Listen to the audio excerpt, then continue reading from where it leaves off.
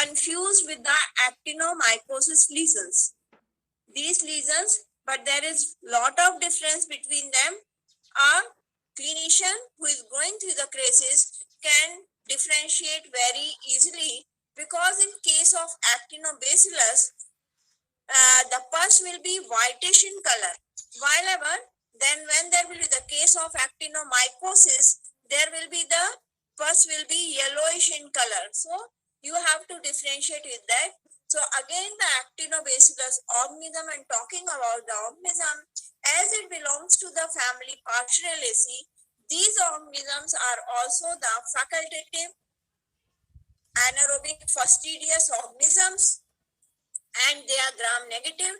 And just like the pastoral organism, they are also small cocobacilli. They are not big rods just like that, or the cocobacilli just like the Enterobacteriaceae. They are very small or minute in nature.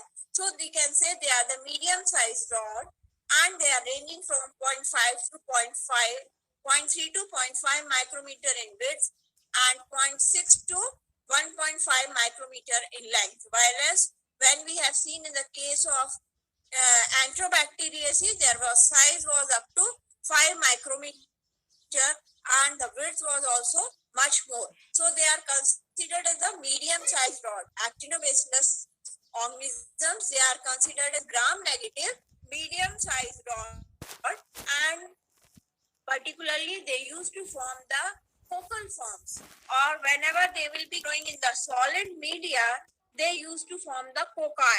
Instead of the rods, they can be observed in the form of foci when we are growing that in the solid media. And when we are growing this organism, or when the media is supplemented with the serum or sugar, whenever we are supplementing the media with the sugar or the serum, these foci used to get the longer forms, or becomes the rod. So they used to become comes in the rodder form when particularly we are giving the serum or glucose in the media, or the sugar broths. They used to take the longer form, or from the foci they are converted into the basilar form or bacilli. While in case of solid media, it means when they are growing only in the blood agar or in the Maffonki agar, they will be taking the form of foci. But when we are using the liquid media, or we are using the serum into it, they used to take the form of bacilli. They may exhibit the bipolar staining. It is not confirmed or that each and every organism will be taking the bipolar staining, but this actinobacillus may sometimes take the bipolar staining, and these organisms, they are non-motile, non-spore forming, non-acid fast. Okay, so they are non-motile, non-spore forming. It means they will, if I am saying that they are having the particularly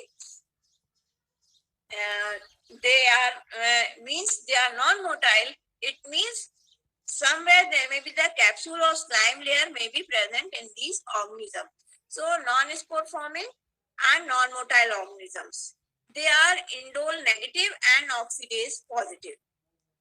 They used to reduce nitrates, and they are beta-galactosidase positive. And they used to ferment the carbohydrate within 24 hours without gas production. So they used to ferment the carbohydrate within 24 hours without gas production. So the gas production is not noticed with the actinobacillus.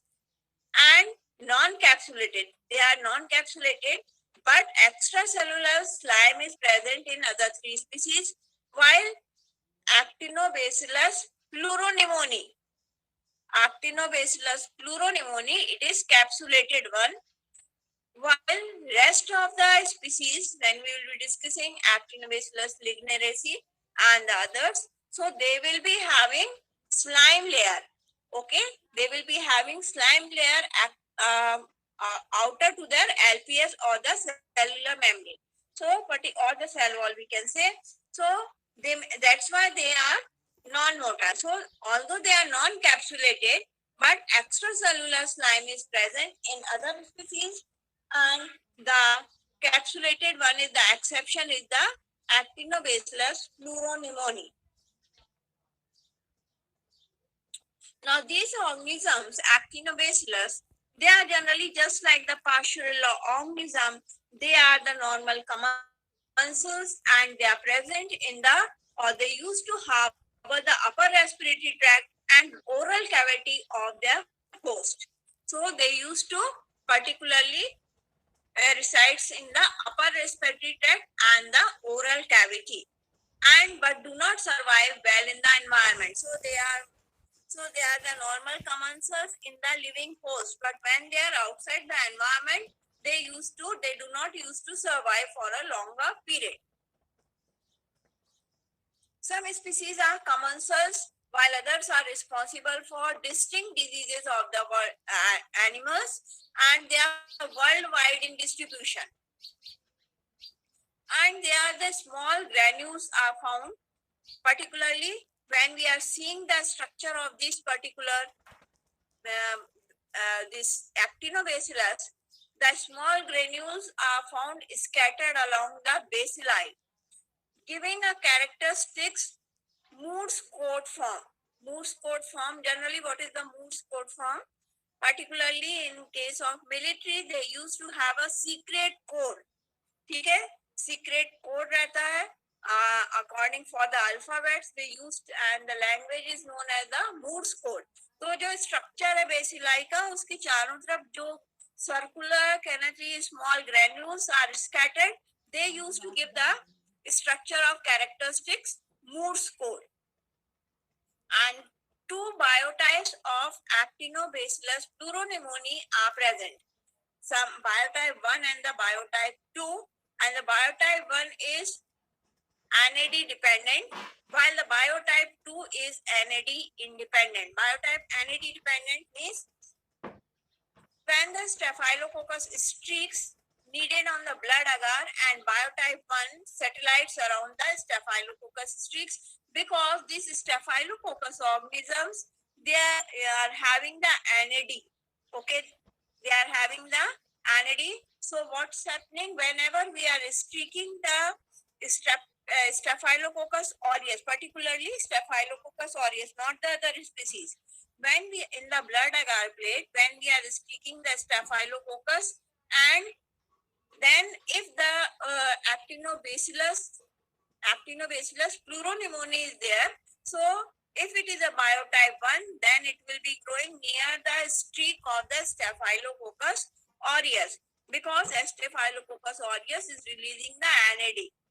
While the biotype 2 of the Actinobacillus pleuropneumoniae is NAD independent, means it will be growing in the blood agar. There is no need of the Staphylococcus aureus streak in that blood agar plate.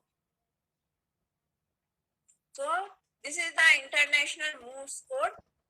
Just to see that what do we mean by the Morse code. So if bacilli is there and the granules are scattered, bacilli of the Actinobacillus and granules are scattered. So that's why we are seeing that the Morse code appearance of the Actinobacillus organism.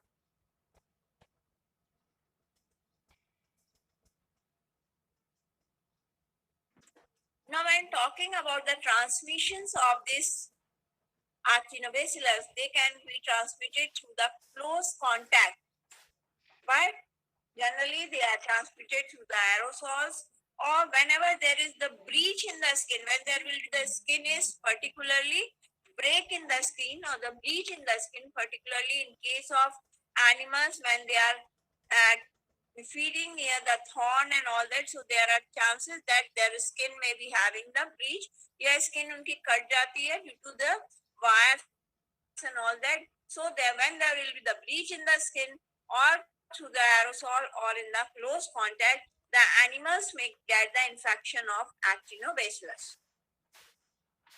When talking about the pathogenesis and the pathogenicity, although this disease is known from a very past time, but it is not known in much more in detail.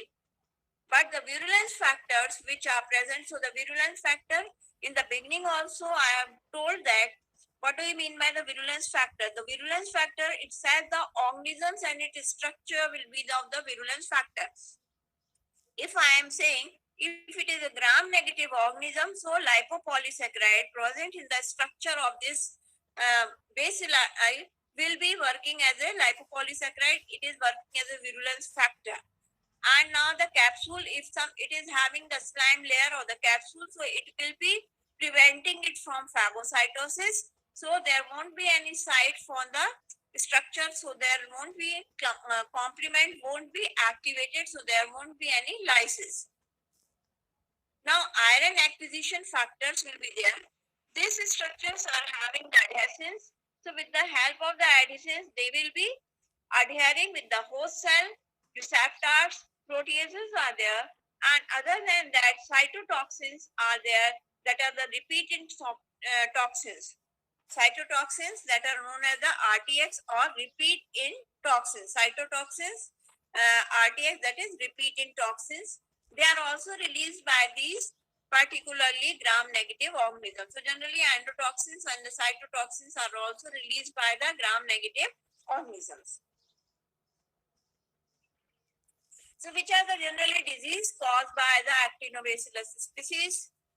The important one, which Actinobacillus ligneraceus, particularly it is affecting the ruminants, mainly cattle are affected, and they lead to the conditions known as the wooden tongue, or it is also known as the timber tongue. जिसको बोलते हैं लकड़ी की काठी जैसे हो जाती है, so it is wooden tongue. So tongue will be hard and it won't be able to move the tongue properly. So actinobacillosis, it is a granulomatous infection. It is a granulomatous infections and also referred as the wooden tongue or the timber tongue. Now when there is particularly other species of the Actinobacillus, it is affecting horse or pig, so the species is Actinobacillus equili and Actinobacillus, and this leads to the disease condition known as sleepy foal disease.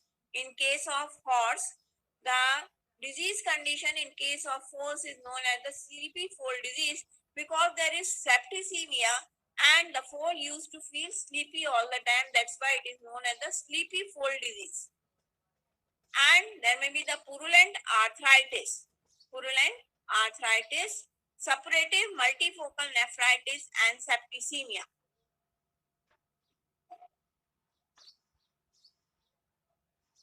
When the infection is of Actinobacillus equili subspecies hemolyticus, when it is affecting the horses, there are chances that metritis, abortion, pneumonia, and meningitis can be noticed in case of horses.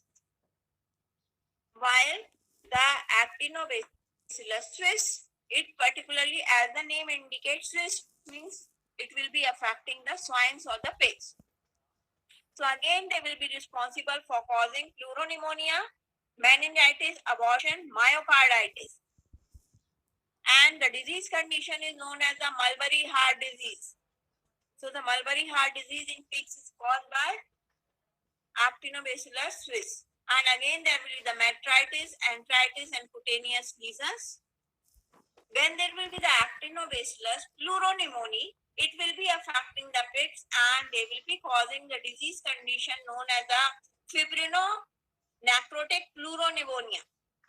Fibrinonecrotic pleuropneumonia means there will be the pleuropneumonia and there will be the fibrin layer will be there, and along with that necrosis will be also present in the lungs. So Actinobacillus pleuropneumonia, Actinobacillus suis, Actinobacillus ligneraceae, and Actinobacillus equili. So these are the Actinobacillus. About that, whenever you will be working as a clinician, you will be always having the challenge of diagnosing the Actinobacillus, particularly Actinobacillus ligneraceae. It is responsible for causing bovine actinobacillosis or wooden tongue or the timber tongue, while the Actinobacillus mycosis bovis, Actinomycosis bovis, now it is a gram-positive organism. and it is responsible for bovine actinomycosis, or the disease condition is known as the lumpy jaw. So this actinobacillus ligneraceae is responsible for causing granulomatous abscess, particularly in the jaw region. Other than the jaw region, the head, neck, and the limbs may also be affected. But in the case of actinomycosis bovis, only the jaw region are affected. When we will be seeing it, particularly when we have taken the exudate or the pus from the particular suppurative lesions, in case of actinobacillus ligneraceae, there will be the grayish white granules, or they are made up of calcium phosphate, and they are 1 mm in millimeter. 1 mm, their diameter is 1 millimeter. While when it is a case of actinomycosis bovis, they will be having the sulfur granules, and the size of the granules are also larger in comparison to the actinobacillus ligneraceae granules, and they are 1 to 3 mm in size. So here the color of the pus will be grayish white. Here the color of the pus will be yellowish. Sulfur color granules will be the yellowish sulfur color granules. Because in both of the suppurative lesions there will be the club colonies, but in case of actinobacillus ligneraceae, it is transmitted through the lymphatics. In case of actinobacillus ligneraceae, so bone affected, no, it is uncommon. Generally bones are not affected. There is a musculature is affected in case of actinobacillus ligneraceae, while in case of actinomycosis bovis, the bones are affected and there will be the osteomyelitis. When we will be staining with the Gram staining, so these are the Gram negative rods or the medium size rod, while in case of actinomycosis bovis, they are the Gram positive branching filaments or the dipteroidal form. Because they are branching filaments, that's why their name, or they are also given as the actinomycosis. Initially, it was thought that they are the fungi, but they are not the fungi. They are the bacteria, gram-positive bacteria, but they are having the branching filament. And if they used to this actinobacillus ligneraceae, particularly growth in the air, so they are facultative anaerobes, while the actinomycosis bovis, they are anaerobic. So this is the major difference. So you have seen what are the clinical conditions which is being caused by the actinobacillus. So you have seen there are different disease conditions, or conditions are there. Particularly, there may be the suppurative lesions may be there in case of cattle. So from the lesions, there will be the exudate will be there. There may be the chances that there may be the mastitis, meningitis, or abortion can be there. So particularly according to the clinical condition, we have to collect the samples. Now, if it is a live case, or you are seeing a live animal or attending a case in a live animal, so what you can do, you can collect the pus from the lesions, and along with that, you can also collect the blood. So you can collect the blood to separate the serum. While if you are attending the post-mortem case, or you are performing the necropsy, so what you can collect? You can collect the tissue biopsies, tonsils, pneumonic lung samples, and other biopsies also. And you can see if it is affecting any of the other organ also, you can collect this representative sample from it or tissue from it. So once you have collected the samples, now you can perform the diagnosis. In diagnosis, the first step is always the direct examination. So direct examination, abhi tak what we were doing? We were doing two things. We were performing the Gram staining and we were performing the motility test. But now in case of actinobacillus ligneraceae, what you can do, once you have collected the exudate from the pus, you can take the pus in a syringe and you can collect it in any of the container, and you can wash it with distilled water. So once you have washed the pus with the distilled water, then you will be able to see the grayish white granules, And when you will be touching the granules, you will be forming the rough granules beneath your hands, and their size will be also small. So the rough granules, you can observe the rough granules, and they are grayish white in colors. Now what you can do, some granules, you can take a slide and put the granules on the slide, and you can take the another slide, and before taking the another slide, take the 10% QH. Just like in case of the fungi, we used to take the 10% QH. As we are directly examining, so we are putting the granules on the slide, we are putting 10% QH, and then we can put the another slide and we can crush the granules, or we can press it. जैसे ही हमने press किया, so what will be there? So we have to press it gently. Now once you are observing it under the microscope, you will be able to see the club shape structure. You will be able to see the club shape structure which are surrounding the bacterial colony when you will be observing it under the low power objective. So you can go with the, particularly what you can do, you can go with the direct examination of two things. You can make a smear, or and you can stain it with the gram staining. So you will be able to see the gram negative rods and confirm actinobacillosis rather than actinomycosis. First thing, you have to do the gram staining.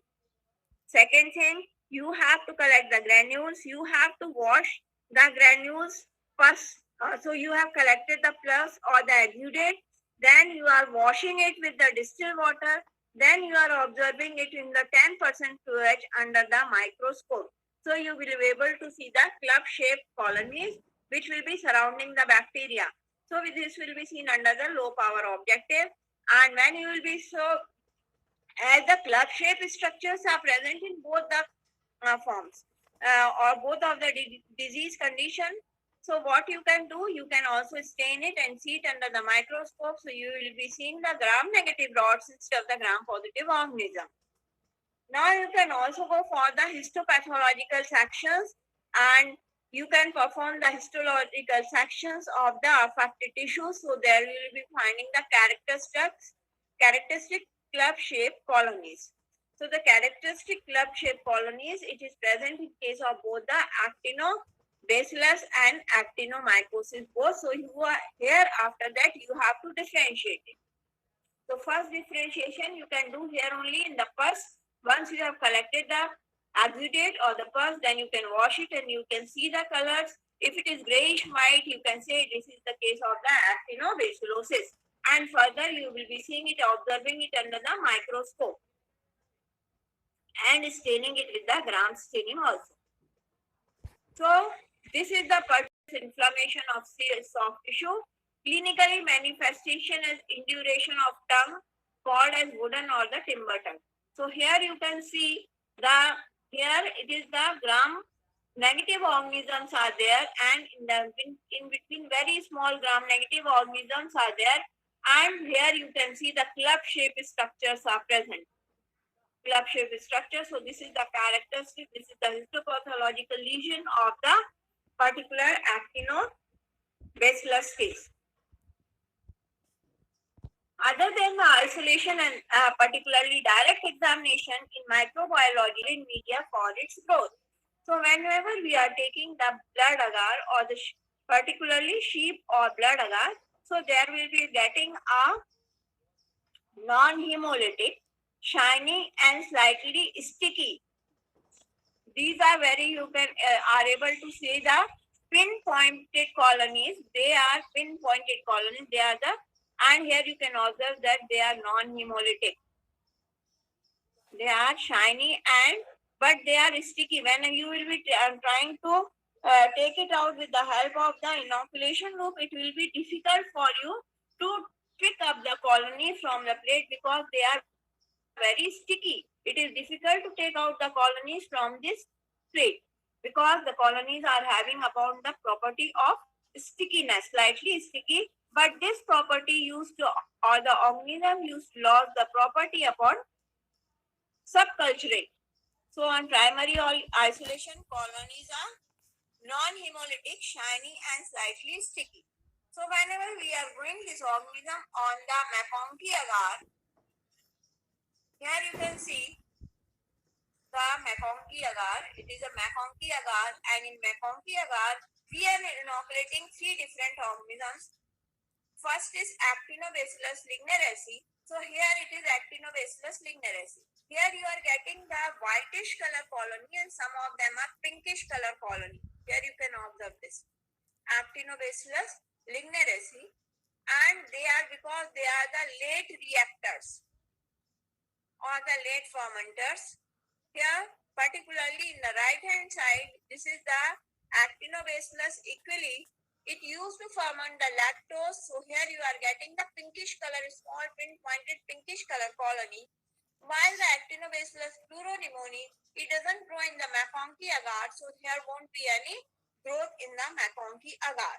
So here you can differentiate the three of the organisms of the Actinobacillus on the basis of the growth on the MacConkey agar.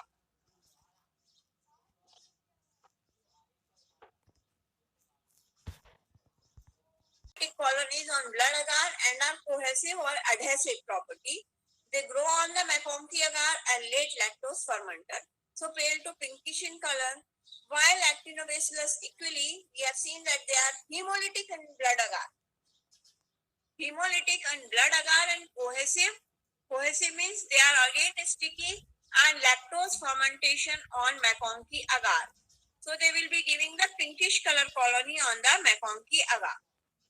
Now, Actinobacillus pleuropneumoniae, again they are hemolytic on blood agar, but they do not grow on the MacConkey agar. So, if we are having the two agar with us, that is the blood agar and the MacConkey agar, so on the basis of the growth of these organisms, we can differentiate among the different species of Actinobacillus.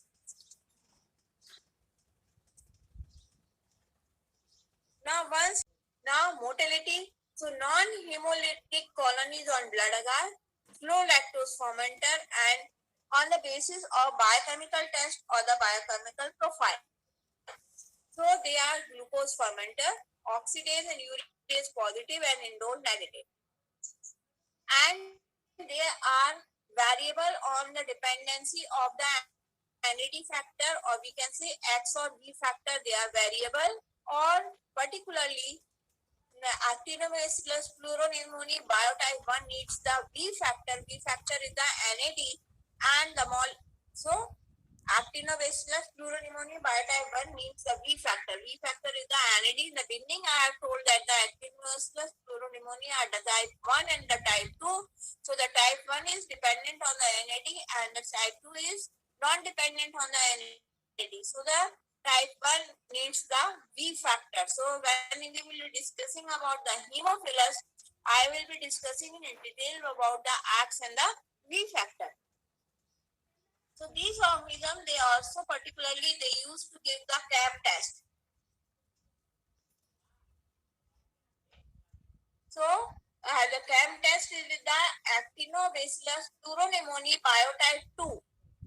Actinobacillus pleuropneumoniae biotype 2 particularly, and Staphylococcus aureus horizontal stick showing enhancement of the hemolytic effect of Staphylococcus beta hemolysin. Here you can see that the effect is being enhanced whenever we are restricting the Actinobacillus pleuropneumoniae organism along with the Staphylococcus aureus organism. So this is also known as the CAM test. And I will be discussing, or the CAM test is already been discussed when the organism Staphylococcus and the Streptococcus were discussed with you. So this is the CAM test. So Streptococcus this Actinobacillus pleuropneumoniae biotype 2 gives the particularly CAM test, or it is CAM test positive, you can say. Other than this, we can also go for the molecular characterization, and the molecular characterization particularly on the basis of the 16S ribosomal RNA sequencing.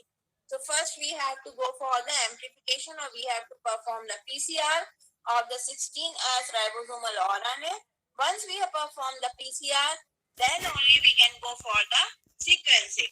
So for the identification, first is the direct exam. First you have to collect the samples.